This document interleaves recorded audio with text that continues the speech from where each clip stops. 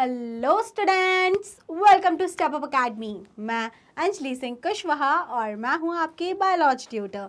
आज हम स्टार्ट करने वाले हैं क्लास 11th का चैप्टर 19 जो कि है chemical control and integration. And जिस चैप्टर में हम पढ़ रहे हैं अबाउट एंडोक्राइन ग्लैंड्स। तो एंडोक्राइन ग्लैंड्स हमने कई सारी अभी तक देखी, जैसे कि hypothalamus, pituitary, pineal. And today it's time to study the next endocrine gland. It is very very important, क्योंकि अगर स्कूल में कहीं से आएगा, कोई सी ग्लैंड के बारे में क्वेश्चंस पूछेंगे तो थायराइड के चांसेस बहुत ज़्यादा होते हैं। और थायराइड ग्लैंड जो है भाई, आप सभी ने बहुत कॉमनली सुना होगा, अरे इसको थायराइड है, उसको थायराइड है। इवन मैं बोल रही हूँ, जैसे अगर मैं बात करूँ 80% ऑफ द हाउस होल्ड्स में कोई ना कोई पेशेंट होता ही होता है इस थायराइड का। तो ये थायराइड ग्लैंड क्या है, क्या सिक्रीशन होते हैं उसके, अगर उनकी कम ज़्यादा कुछ हो रहा है, हाइपर सिक्रीशन हाइपो सिक्रीशन हो रहा है, तो उससे क्या अफेक्ट पड़ेगा, ये सारी चीज़ें हम डिस्कस करेंगे in this particular topic, that is thyroid gland. तो बहुत ही इंटरेस्टिंग टॉपिक है, मज़ा आएगा पढ़ने में। ओके, तो इंटरेस्ट के साथ पढ़ना। चलो स्टार्ट करते हैं। तो सबसे पहली बात, जो थायराइड ग्लैंड होती है, it is the largest endocrine gland. It is the largest endocrine gland. Smallest कौन सी थी?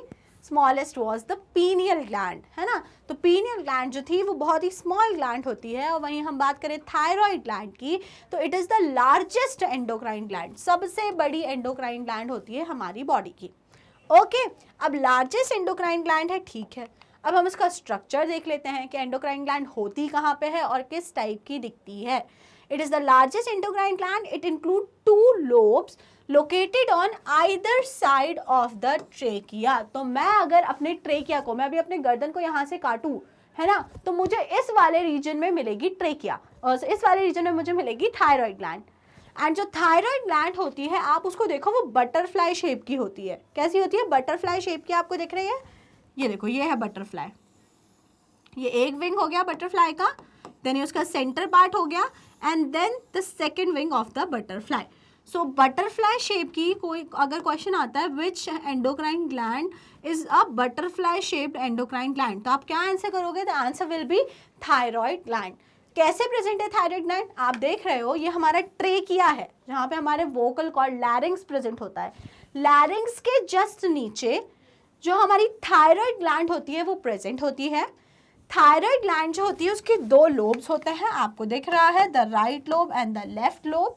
2 लोब्स आपको दिख रहे हैं। और क्या ये लोब्स आपस में कनेक्टेड दिख रहे हैं कि नहीं? तो yes, these 2 lobes are connected. So this connecting structure between 2 lobes is known as isthmus. What it is known as?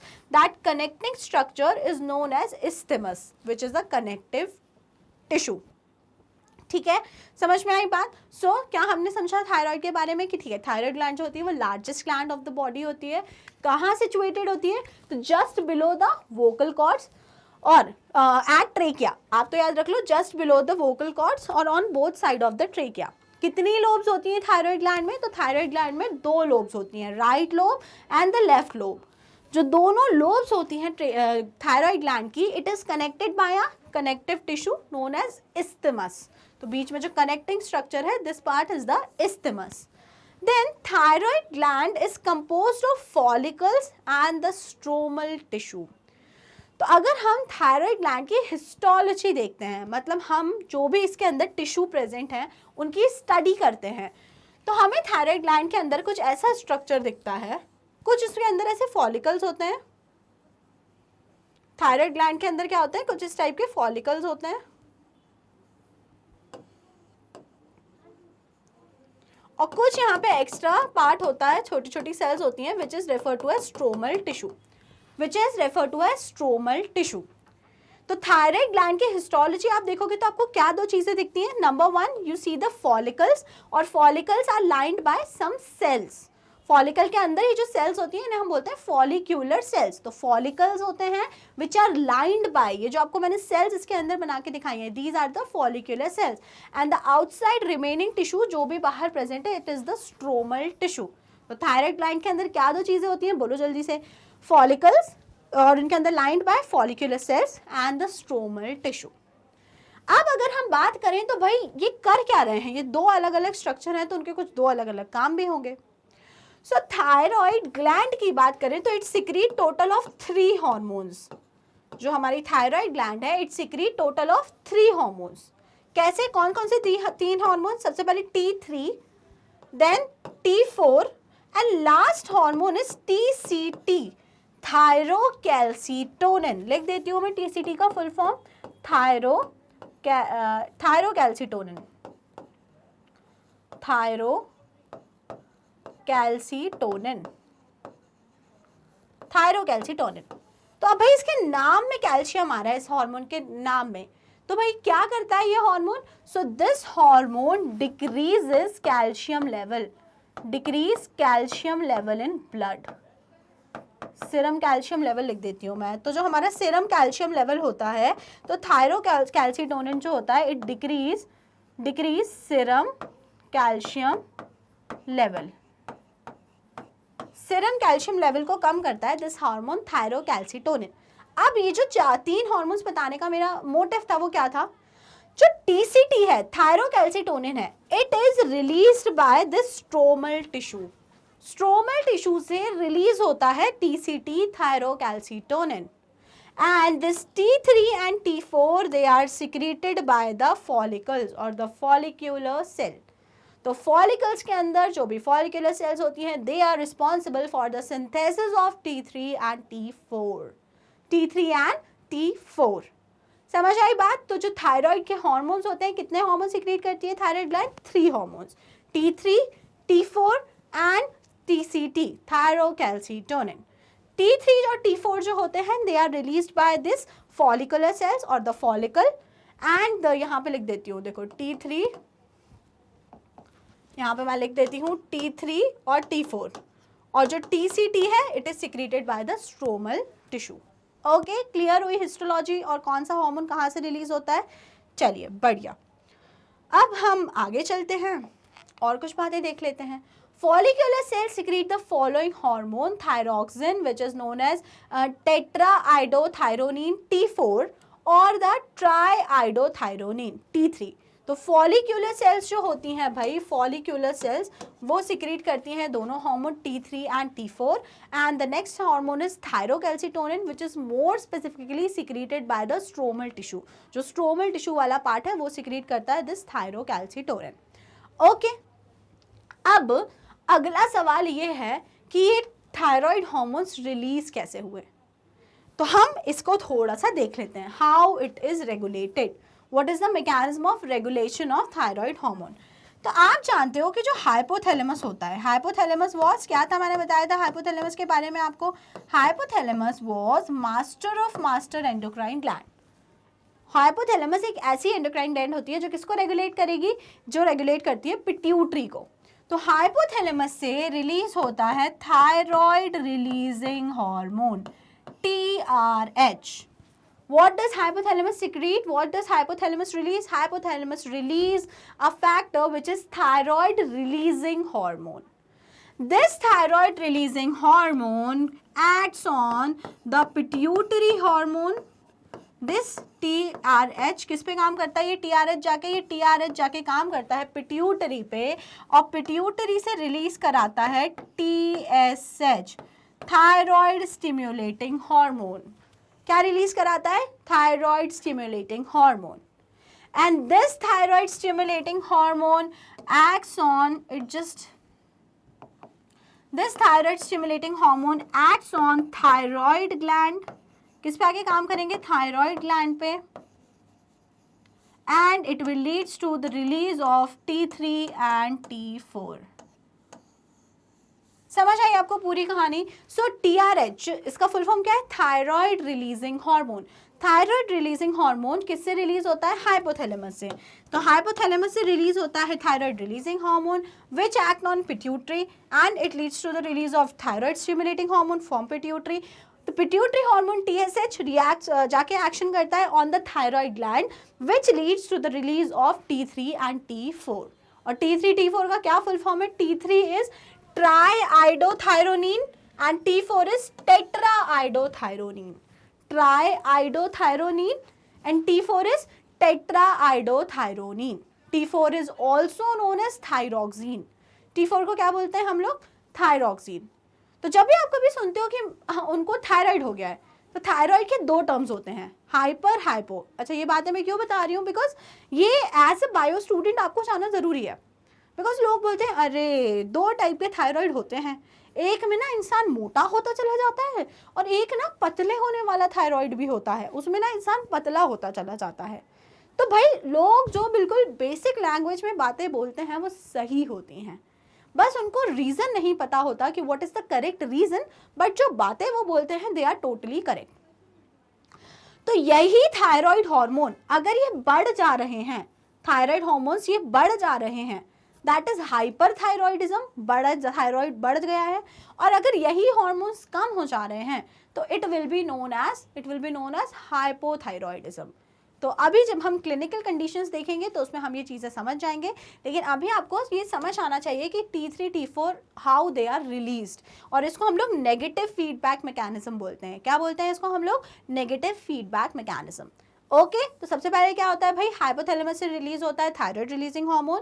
Thyroid releasing hormone के काम करता है पिट्यूटरी पे, और पिट्यूटरी से रिलीज कराता है thyroid stimulating hormone. This TSH acts on the thyroid gland and it leads to the release of T3 and T4। एक और हार्मोन जो रिलीज करती है हमारी thyroid gland, that is thyrocalcitonin, TCT। और TCT का काम क्या होता है? TCT का मेजर काम होता है to decrease serum calcium level, मतलब कि जो कैल्शियम का लेवल है हमारे ब्लड में उसको कम करना, to decrease serum calcium levels. Okay clear हो गया? तो भाई ये जो TCT है ये कैल्शियम को कम करने का, मतलब ये हाइपोकैल्सेमिक हार्मोन होता है। कौन सा हार्मोन होता है? हाइपोकैल्सेमिक, कैल्शियम को कम करने वाला हाइपोकैल्सेमिक हार्मोन। सारी बातें अभी तक यहाँ तक समझ आई आपको? बहुत इजी है, कुछ भी मतलब डाउट करने वाली तो चीज़ें है ही नहीं, और साथ में बहुत इंटरेस्टिंग है। ओके चलो अब हम देख लेते हैं the functions of T3 and T4। तो फंक्शंस भाई क्या होते हैं T3 T4 के, वो तो ठीक है। एक बात, आयोडीन जो होता है ना वो बहुत ज़्यादा ज़रूरी होता है for the synthesis of T3 T4।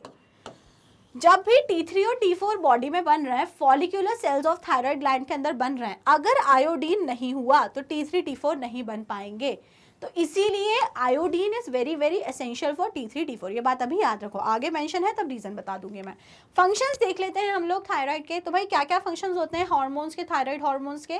सबसे पहले it regulates the basal metabolic rate. जो भी बेसल मेटाबॉलिक रेट होता है, व्हाट इज मेटाबॉलिज्म? क्या होता है metabolism? Metabolism are the chemical reaction occurring inside a cell. एक भी सेल के अंदर जो भी मेटाबॉलिज्म चल रहा है, वेदर कैटाबॉलिज्म वेदर एनाबॉलिज्म, उसको मिला के हम बोल देते हैं मेटाबॉलिज्म। ठीक है, अब रेट वर्ड आया है, रेट मतलब बेसल मेटाबॉलिक रेट, क्या मतलब है बोलो जल्दी से? मतलब कि अगर हम टाइम के साथ कंपेयर कर रहे हैं तो what is the rate of metabolism. अगर टाइम के साथ में मेटाबॉलिज्म को कंपेयर कर रहे हैं तो मेटाबॉलिज्म कितना क्या हो रहा है। तो ये जो हमारा मेटाबॉलिक रेट है कि टाइम के साथ, सपोज मैं बोल रही हूँ 1 घंटे के अंदर, 1 आवर के अंदर कितना जो प्रोडक्ट है वो मेटाबोलाइज हुआ, क्या जो आपकी बॉडी के प्रोडक्ट्स थे वो मेटाबोलाइज हुए, कितने ATP प्रोड्यूस हुए। So that will be the rate of metabolism, because मैंने किसके रिस्पेक्ट में बात कर ली है? मैंने टाइम के रिस्पेक्ट में बात कर ली है। And this basal metabolic rate is under regulation of these thyroid hormones। तो ये जो रेट होता है कि कितने टाइम में कितना मेटाबॉलिज्म होगा, ये चीज़ को रेगुलेट करते हैं हमारे थायराइड हार्मोन। कौन कौन से hormone? T3 and T4। T3 is triiodothyronine and T4 is tetraiodothyronine. ठीक है, जो T3 T4 में डिफरेंसेस क्या होते हैं भाई? T4 जो होता है वो शॉर्ट एक्टिंग होता है, T3 जो होता है वो लॉन्ग एक्टिंग होता है ना। T4 जो होता है वो थोड़ा सा कैसा होता है, मतलब T4 की अगर हम बात करें तो रैपिड है, उसका एक्शन रैपिड है और स्लो एक्शन है, और T3 का एक्शन फास्ट है। T3 का एक्शन फास्ट है लेकिन शॉर्ट ड्यूरेशन का है, इसका एक्शन प्रोलॉन्ग है लेकिन इसका एक्शन मतलब ऐसे थोड़ा स्लो होता है, स्लो ऑनसेट होता है लेकिन लॉन्ग टर्म के लिए होता है। ठीक है, तो ये कुछ डिफरेंसेस होते हैं। Then second, physical, mental and sexual development. तो कभी भी अगर हम बात करें बॉडी का डेवलपमेंट होता है specially during the foetal stage. कोई अगर प्रेग्नेंट लेडी है तो उसको भाई थायराइड के सप्लीमेंट्स दिए जाते हैं, अगर उसको टाइम टू टाइम बोला जाता है कि थायराइड का चेकअप कराओ, क्योंकि अगर वो प्रेग्नेंट है, मतलब उसके अंदर एक बेबी का डेवलपमेंट हो रहा है, और अगर थायराइड हार्मोन की डेफिशिएंसी होती है तो that particular child could be physically mentally retarded, वो रिटार्ड हो सकता है, because thyroid hormone plays a very important role in the development of physical, mental and sexual behaviours. Okay, clear? ठीक है, तो 2 फंक्शंस देखे आपने थायराइड के, और कुछ फंक्शंस देख लेते हैं। It support RBC formation. RBC की जो फॉर्मेशन होती है हमारी बॉडी में, it is also supported by this thyroid hormones, thyroid glands T3 T4। Okay, it control metabolism of carbohydrate, fat and protein. तो अब भाई ये तो बहुत ही ज़्यादा क्लियर हो गया। कैसे क्लियर है? क्योंकि वो बीएमआर रेगुलेट कर रहा है। हमने बोला thyroid hormones are regulating the BMR, basal metabolic rate of the body. भाई अब बेसल मेटाबॉलिक रेट बॉडी का रेगुलेट कर रहे हैं, मतलब कि वो चीज़ों को मेटाबोलाइज करवा रहे हैं, और विद टाइम चीज़ों को रेगुलेट कंट्रोल भी कर रहे हैं, action. So what are the basics respiratory substrate? What are the different things that are metabolized inside a cell? They are nothing but the carbohydrate, fat and protein, mainly carbohydrate. तो इसीलिए यहाँ पे ये mention है कि जो metabolism होता है ऑफ कार्बोहाइड्रेट, फैट और of the protein, it is regulated by the thyroid hormones. तो थायराइड हार्मोन्स रेगुलेट करते हैं metabolism of all these 3। Next function, it maintain water and electrolyte balance also. तो ये जो सारे फंक्शंस हमने अभी तक थायराइड के पढ़े, ऑलमोस्ट हमने 5 फंक्शंस पढ़े हैं, ये 5 फंक्शंस बहुत इंपॉर्टेंट हैं। एक बार रिवाइज कर लेते हैं सारे फंक्शन।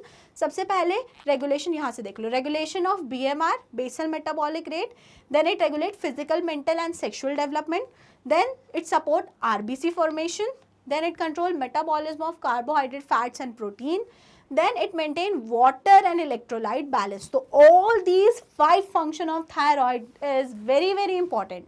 थायराइड ग्लैंड के नहीं, थायराइड हार्मोन्स के फंक्शन है ये। तो ये 5 फंक्शन आपको याद रखने हैं। Okay, next, iodine is essential for normal hormone synthesis in thyroid. तो भाई मैंने आपको बताया ना कि iodine is very very very very very necessary for synthesis of T3 and T4। अगर आयोडीन नहीं है तो T3 और T4 सिंथेसाइज नहीं हो पाएंगे, ठीक है? इसीलिए टेलीविजन में ऐड आता है कि हमेशा कैसा नमक खाएं, आयोडाइज्ड नमक खाएं, आयोडाइज्ड, क्योंकि उसमें आयोडीन होगा, और आयोडीन नहीं, iodine is necessary for synthesis of thyroid hormone. अगर आप आयोडाइज्ड नमक नहीं खाते हैं, आयोडीन वाला सॉल्ट नहीं खाते हैं, तो टीवी में पता नहीं आप लोगों ने में से कितनों ने वो ऐड देखा है, आपको घेंगा रोग हो जाएगा, घेंगा। और उसमें एक ऐसे लोग दिखाते थे जिनकी नेक पर इतना बड़ा सा कुछ इनलार्जमेंट आपको दिखता था ना, देखा होगा वो ऐड आपने टेलीविजन में, बहुत पहले आता था, अभी तो फिलहाल नहीं आता है वो ऐड टीवी पे, ठीक है? या फिर मैंने टीवी देखना बंद कर दी है। हाँ, तो वो क्या होता था, आयोडीन के नहीं खाने से जो घेंगा रोग होता था, बिकॉज अगर आयोडीन आप नहीं खा रहे हो, ओके, तो it will lead to a disease known as goitre. और गॉइटर में क्या होता है, गॉइटर में जो हमारी थायराइड ग्लैंड होती है वो इनलार्ज हो जाती है, बड़ी हो जाती है। तो जब अगर थायराइड ग्लैंड इनलार्ज हुई तो कहाँ होगी स्वेलिंग, बताओ? गर्दन में ही होगी। तो ये जो पूरा नेक वाला पार्ट होता है ये स्वेल्ड अप हो जाता है due to enlargement of thyroid gland. क्यों थायराइड ग्लैंड इनलार्ज हो गई? बिकॉज हाइपोथायरॉयडिज्म हो गया। हाइपोथायरॉयडिज्म मतलब T3 T4 का लेवल कम हो गया। और T3 T4 का लेवल कम क्यों हो गया? बिकॉज आयोडीन की कमी से T3 T4 सिंथेसाइज ही नहीं हो पाए। और T3 T4 सिंथेसाइज अगर नहीं हो पा रहे हैं तो बॉडी में क्या कंडीशन होगी? हाइपोथायरॉयडिज्म, थायराइड हार्मोन्स की कमी। क्लियर हुआ? So iodine is very very essential for the normal functioning of the thyroid gland. Iodine normal होगा तो T3 T4 नॉर्मल बनेंगे। T3 T4 नॉर्मल बनेंगे तो आगे जो पूरी मेटाबॉलिक प्रोसेस है बॉडी की, जो मेनली BMR है, वो नॉर्मल रेट पे ऑपरेट होता रहेगा। Clear everyone? So here we are done with the thyroid gland and its function. अब जब बेसिक आपको थायराइड ग्लैंड के बारे में समझ आ गया है तो कुछ दिक्कतें भी देख लेते हैं। अब 2 दिक्कतें हो सकती हैं। क्या 2 दिक्कतें हैं भाई? पहली दिक्कत यह है कि थायराइड हार्मोन्स, 2 दिक्कतें हैं थायराइड हार्मोन्स के साथ, मतलब मैं ये नहीं बोल रही है थायराइड हार्मोन्स के साथ है, यही 2 दिक्कतें कोई से भी हार्मोन्स के साथ हो सकती हैं। या तो वो हार्मोन बहुत ज़्यादा सिक्रीट होने लगा है, या तो वो हार्मोन बहुत ज़्यादा कम सिक्रीट होने लगा है। अगर थायराइड हार्मोन ज़्यादा सिक्रीट होने लगा है तो that condition is known as hyperthyroidism. Hyperthyroidism. अब इसके कारण क्या होते हैं, क्यों हो जाता है हाइपरथायरॉयडिज्म, वो बात का टॉपिक है। अगर हाइपरथायरॉयडिज्म हो गया है तो बॉडी में कौन सी डिजीज हो सकती है, अभी हम आगे डिस्कस करेंगे। और अगर थायराइड हार्मोन कम रिलीज हो रहा है तो क्या होगा, तो जो होगा उसे हम बोलेंगे हाइपोथायरॉयडिज्म। तो मुझे लगता है आप हाइपोथायरॉयडिज्म बता सकते हैं कि अगर हाइपोथायरॉयडिज्म है तो क्या हो सकता है, बताओ आप क्या हो सकता है।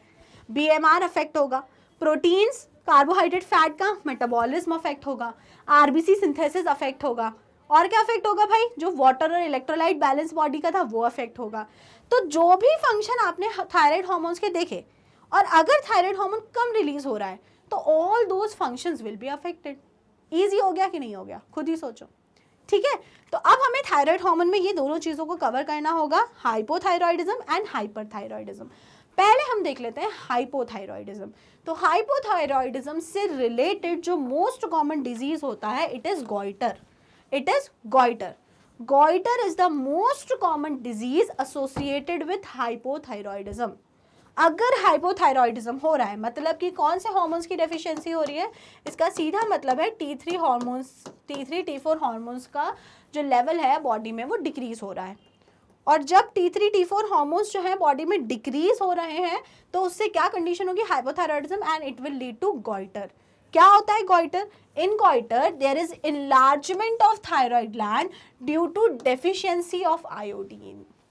क्या होता है गॉइटर, क्या बीमारी है, पहली चीज ये पूछेंगे goitre. Goitre is a disease, क्यों होता है गॉइटर, तो आप बोलोगे it occur due to hypothyroidism. बोलेंगे हाइपोथायरॉयडिज्म क्या होता है, तो आप you will explain hypothyroidism is a condition in which T3 T4 basically the concentration of thyroid hormone is decreased। T3 T4 का लेवल कम हो जा रहा है, वो बोलेंगे ठीक है भाई कम हो जा रहा है। अब फिर क्या, T3 T4 का लेवल अगर कम हो जा रहा है तो there will be enlargement of thyroid gland. Thyroid ग्लैंड का साइज बढ़ने लगेगा। और अगर मैं रीजन पूछूं कि ये T3 T4 का लेवल कम क्यों हो रहा है, भैया क्योंकि ये बन ही नहीं पा रहे हैं। इनको बनाने के लिए, इनके सिंथेसिस के लिए आयोडीन नेसेसरी था और बॉडी में हो गई आयोडीन की डेफिशिएंसी। तो पूरी कहानी ऑपरेट कुछ ऐसी हुई, सबसे पहले हुई आयोडीन की डेफिशिएंसी। क्या हुई, आयोडीन डेफिशिएंसी। आयोडीन डेफिशिएंसी जैसे हुई वैसे ही T3 और T4 का लेवल बहुत तेजी से बॉडी में कम होने लगा, क्योंकि T3 T4 सिंथेसाइज ही नहीं हो पा रहा है, बन ही नहीं पा रहा है। T3 T4 कम हुए तो क्या हो जाएगा, थायराइड ग्लैंड का इनलार्जमेंट, जिसको हम कहते हैं गॉइटर। तो एक कंडीशन हो जाएगी गॉइटर, जिसमें क्या होता है, इनलार्जमेंट ऑफ थायराइड ग्लैंड का साइज बड़ा हो जाता है। In adult women it causes irregular menstrual cycle also. अगर थायराइड हाइपोथायरॉयडिज्म हो रहा है तो हाइपोथायरॉयडिज्म में जो मेंस्ट्रुअल साइकिल होती है वुमेन्स में, that menstrual cycle is affected. और क्या होगा हाइपोथायरॉयडिज्म में, आप मुझे बताओ, इसको मैं इरेज करती हूँ। वेट गेन होगा कि लॉस होगा, हाइपोथायरॉयडिज्म अगर किसी को है तो लोग मोटे होंगे कि पतले होंगे, बताओ जल्दी से बताओ। मोटे होंगे, मोटे होंगे, गलत जवाब। चलो अभी हम देखते हैं क्या होंगे। ठीक है, तो अब भाई वेट मैं बोल रही हूँ कि हाइपोथायरॉयडिज्म में गेन होता है, मोटे हो जाएंगे लोग। कैसे भाई होंगे मोटे, चलो देख लेते हैं। सबसे पहले आप क्या जानते हो भाई, हाइपोथायरॉयडिज्म मतलब T3 और T4 का जो लेवल है, किसका लेवल कम हो चुका है बॉडी में, T3 और T4 का लेवल कम हो गया है, हाइपोथायरॉयडिज्म हुआ है ना। और ये जो T3 और T4 थे ये क्या कर रहे थे, they were regulating the basal metabolic rate. Regulate कर रहे थे हमारे बॉडी के मेटाबॉलिक रेट को। किसको रेगुलेट कर रहे थे, मेटाबॉलिक रेट को रेगुलेट कर रहे थे। अब क्या होगा भाई, थायराइड हार्मोन कम हो गया, थायराइड हार्मोन कम हो गया। थायराइड हार्मोन के कम होने का ये मतलब है जो मेटाबॉलिज्म है बॉडी का, वो क्या हो जाएगा, बहुत ज़्यादा स्लो हो जाएगा, स्लो मेटाबॉलिज्म हो जाएगा।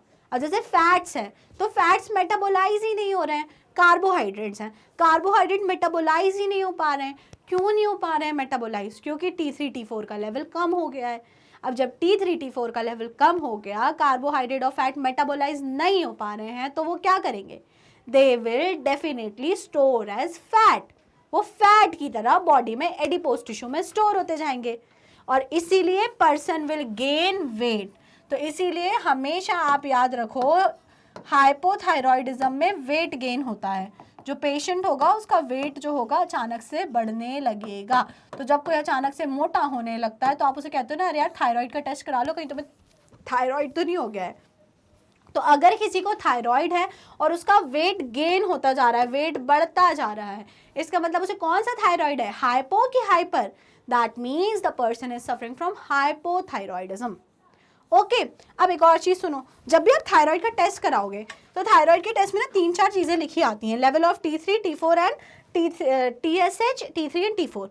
अगर किसी को हाइपोथायरॉयडिज्म है, हाइपो तो भाई क्या होगा, हाइपोथायरॉयडिज्म है, हाइपोथायरॉयडिज्म है तो TSH तो नॉर्मल रहेगा, TSH होगा thyroid stimulating hormone, sorry thyroid releasing hormone. सबसे पहले थायराइड रिलीजिंग हार्मोन जो पिट्यूटरी ग्लैंड से निकलता है, पिट्यूटरी ग्लैंड से निकलने वाला हार्मोन थायराइड रिलीजिंग हार्मोन जाके काम करेगा TSH पे, और वो ज्यादा TSH का सिक्रीशन कराएगा। क्यों कराएगा ज्यादा TSH का सिक्रीशन, बताओ? TSH का लेवल अचानक से बढ़ने लगेगा, यहाँ पे जैसे ही T3 T4 कम हुए तो TSH का लेवल बढ़ने लगेगा। और कभी ये वाला पेशेंट अगर अपनी थायराइड टेस्ट कराता है तो उसका TSH लेवल्स हाई रहेंगे और T3 T4 लेवल कम रहेंगे। क्यों होगा ये सब इसीलिए होगा बिकॉज अगर T3 T4 कम हो रहे हैं तो नेगेटिव फीडबैक मैकेनिज्म वहाँ पे काम करने लगेगा और हमारी पिट्यूटरी सोचेगी, अरे T3 T4 तो कम हो रहा है, मुझे ना ज़्यादा TSH निकालना पड़ेगा, मुझे ज़्यादा TSH सिंथेसाइज करना पड़ेगा, तब जाके T3 T4 बढ़ेंगे। तो पिट्यूटरी अपने साइड से क्या करने लगेगी, पिट्यूटरी अपने साइड से ज़्यादा TSH का सिंथेसिस करने लगेगी। तो हाइपोथायरॉयडिज्म में TSH कम नहीं होता, TSH बढ़ता है। क्या कम होता है, हमेशा हाइपो और हाइपर किस बेसिस पे बोला जाता है, हाइपो और हाइपर थायरॉयडिज्म हमेशा थायराइड हार्मोन्स के बेसिस पे बोला जाता है, that is T3 and T4। और वहां बात करें TSH की तो TSH is not a thyroid hormone, TSH is a pituitary hormone acting on thyroid gland. तो कंसेप्ट क्लियर हुआ? कुछ नहीं समझ में आया तो ये तो समझ में आ गया ना कि देखो, चलो हटा दो ये, जिसको नहीं समझ में आया उसके लिए अब मैं ये हटा देती हूँ। उसको सिर्फ इतनी सी बात याद रखनी है। क्या याद रखनी है? अगर किसी को हाइपोथायरॉयडिज्म है मतलब T3 T4 का लेवल कम हो गया है, T3 T4 का लेवल कम हो गया है मतलब जो मेटाबॉलिक प्रोसेस है वो बहुत स्लो हो गई हैं, और जब हमारे जो नॉर्मल सब्सटेंस है like the carbohydrate, protein, fat, अब ये मेटाबोलाइज नहीं हो पा रहे हैं या बहुत धीरे मेटाबोलाइज हो रहे हैं, तो ये क्या होगा, they will store as fat की तरह स्टोर होते रहेंगे। और अगर फैट की तरह स्टोर हो रहे हैं तो that means the patient suffering with hypothyroidism will gain weight, उसका वेट गेन होता जाएगा, मोटा होता जाएगा। समझ आई ये पूरी कहानी? चलो इसे क्लियर करते हैं, आगे देख लेते हैं। Hypothyroidism during pregnancy affects the baby causing stunt growth which is known as cretinism. तो अगर हमने कभी प्रेग्नेंट लेडी को थायराइड हार्मोन्स के सप्लीमेंट्स नहीं दिए, उसके थायराइड लेवल्स का थायराइड हार्मोन्स का लेवल को ध्यान नहीं दिया, तो जो बेबी उसकी बॉडी में डेवलप हो रहा है it could suffer from cretinism, that is stunt growth, उसकी ग्रोथ रुक जाएगी। मेंटल रिटार्डेशन, दिमाग घूम जाएगा। Low intelligence quotient, abnormal skin and deaf mutism, है ना। तो बहुत सारी प्रॉब्लम्स हैं which are associated with thyroid gland, specially during the developmental stage, जब आप फीटल स्टेज में होते हो, एम्ब्रियोनिक स्टेज में होते हो, उस टाइम पे थायराइड हार्मोन बहुत ज़रूरी होता है। अगर उस टाइम पे थायराइड हार्मोन्स की डेफिशिएंसी होती है तो there could be severe outcomes. ठीक है, now let's see the hyperthyroidism. ठीक है, हाइपरथायरॉयडिज्म। तो अब हाइपरथायरॉयडिज्म का क्या मतलब है? हाइपरथायरॉयडिज्म का सीधा मतलब ये है, क्या है कि ये जो थायराइड हार्मोन है उसका लेवल इंक्रीज हो जाएगा, मतलब कि जो T3 और T4 हैं अब उनका लेवल बॉडी में इंक्रीज हो गया है। तो अब जब हार्मोन्स का लेवल इंक्रीज हो रहा है तो भाई रीज़न क्या है? अभी जैसे हमने हाइपोथायरॉयडिज्म हो रहा था तो उसका रीज़न क्या था कि भाई आयोडीन की डेफिशिएंसी हो गई तो सिंथेसाइज ही नहीं हो पा रहे हैं T3 T4। उसी तरीके से अगर हम देखें तो हाइपर सिक्रीशन कब होने लगेगा? तो चलिए देखते हैं। Abnormal increase in the thyroid hormone result in adverse effect on the physiological activity, normal activities पे एडवर्स इफेक्ट होंगे। इट इज कॉज्ड, अब हाइपरथायरॉयडिज्म मेनली 2 कारण से होता है, due to development of the nodules in thyroid gland और the cancer of the thyroid gland. अगर thyroid gland में कोई नोड्यूलर डेवलपमेंट हो गया है तब ये हार्मोन ज़्यादा सिक्रीट होंगे, हाइपरथायरॉयडिज्म, या फिर थायराइड ग्लैंड में कैंसर हो गया है थायराइड ग्लैंड का, तब हाइपरथायरॉयडिज्म होगा। तो हाइपरथायरॉयडिज्म के क्या दो कॉजेज हो सकते हैं? It could be development of nodules in the thyroid gland और it could be due to development of cancer in the thyroid gland. अगर ये दो चीज़ें हुई हैं तो हाइपरथायरॉयडिज्म होगा, मतलब कि T3 and T4 will secreted मोर, ज़्यादा सिक्रीट होंगे T3 और T4। अब अगर T3 और T4 ज़्यादा सिक्रीट हो रहे हैं तो मुझे एक बात बताइए, पर्सन का वेट गेन होगा कि लॉस होगा? तो याद रखिए, कभी भी अगर हाइपरथायरॉयडिज्म का पेशेंट है, क्या हो गया है उसे? हाइपरथायरॉयडिज्म, मतलब उसकी बॉडी में T3 और T4 का लेवल बढ़ चुका है। अब T3 T4 का लेवल अगर बढ़ा है तो सीधा मतलब कि मेटाबॉलिक रेट क्या हो जाएगा? मेटाबॉलिक रेट बढ़ जाएगा, मतलब मेटाबॉलिज्म बहुत ज़्यादा फास्ट हो जाएगा। अब आप कुछ भी खाएंगे, कार्बोहाइड्रेट खाएं, चाहे फैट्स खाएं, चाहे प्रोटीन्स खाएं, कुछ भी खाओ, आप कुछ भी खाते जाओगे, वो फटाफट से मेटाबोलाइज हो जाएगा। मेटाबोलाइज हो जाएगा मतलब अब उसको फैट की तरह स्टोर होने का चांस ही नहीं मिला। वो कंपाउंड स्टोर होता है एज अ फैट जो मेटाबोलाइज नहीं हो पाया है। बट यहाँ तो मेटाबॉलिक रेट इतना बढ़ चुका है कि आप कुछ भी खा रहे हो वो जाके सीधे मेटाबोलाइज हो जा रहा है। तो जैसे ही मेटाबोलाइज हो जा रहा है मतलब बॉडी में फैट की तरह स्टोर होने के लिए कुछ बच ही नहीं रहा है। तो that mean there will be reduction of the weight, weight loss होगा, जिसके कारण क्या होगा? Weight loss. तो अगर कोई पर्सन है और वो बोल रहा है कि मुझे थायराइड है लेकिन मेरा वेट लॉस होता जा रहा है, मैं लगातार पतला होता जा रहा हूँ, तो इसका मतलब उसे कौन सा थायराइड है? मतलब इसका ये है the person is suffering from hyperthyroidism. और अगर वेट गेन होता जा रहा है that means the person is suffering from hypothyroidism. Clear हो गई ये दोनों बातें? ठीक है, तो भैया ये इंपॉर्टेंट होता है। ओके, अब हम एक डिजीज देख लेते हैं which is associated with hyperthyroidism. तो आपने जो हाइपोथायरॉयडिज्म में देखा था that was simple goitre. In hyperthyroidism it is exophthalmic goitre और द ग्रेव्स डिजीज। तो simple goitre is the outcome of hypothyroidism, exophthalmic goitre is the result of hyperthyroidism which is also known as Graves disease। तो question आएगा what is Graves disease?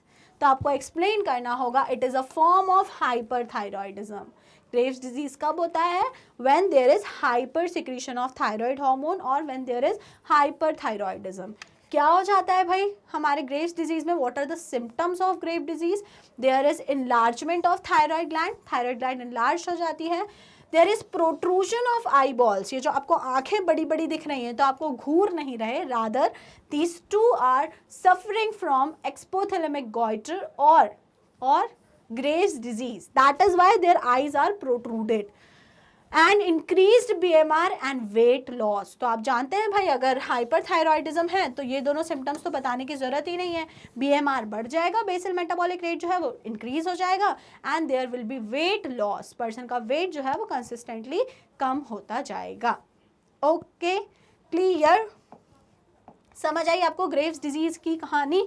So this is everything about the thyroid gland. मुझे लगता है thyroid gland मैंने in detail काफ़ी आपको पढ़ाया, कुछ बातें NCERT के बाहर की भी थी बट इंपॉर्टेंट थी तो इसलिए मैंने वो सारी बातें आपको बताई।